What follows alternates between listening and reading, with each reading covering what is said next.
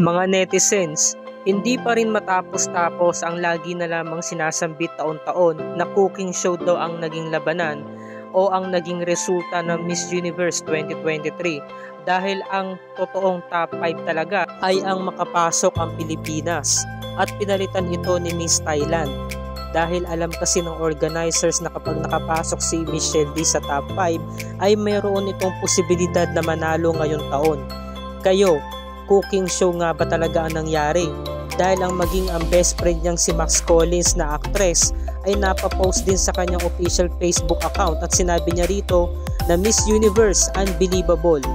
Dagdag pa ng mga netizens, nakita daw nila ang official public post na ito sa my stories ng mga opisyal ng nasabing pageant sa Instagram account at binura agad ito ng mga personalidad para hindi na makita ng mga netizens. Samantala, isa pa riyan ang pinag-uusap-usapan ngayon ng mga netizens, ang evening gown na color black na inirampa ni Michelle D sa stage na kung saan ay talagang napaka-elegante, napakaganda at naiiba dahil siya lamang ang namumukod tanging nagsuot ng kulay itim sa taong ito.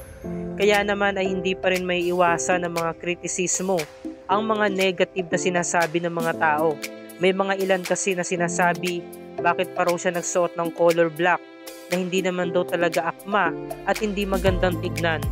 Sa mga hindi nakakaalam, ang evening gown ni Michelle D ay inspired sa kilalang mambabatok na si Apo Wang-od. Kaya naman ay ganito ang estilo ng kanyang evening gown. Marami naman talaga ang namangha, nabighani at talagang nagulat nung malaman nila na inspired pala ito kay Apo Wang-od. At ito ang sinabi ng designer na si Mark Baumgartner. I hope they delve deeper into the country's traditional way of tattooing with a special focus on learning about Apo Wang-od, the legendary tattoo artist from the Kalinga region. Anong masasabi mo dito mga kaibigan? Just comment down below sa comment section box upang ating pag-usapan. Maraming salamat po sa inyong panonood.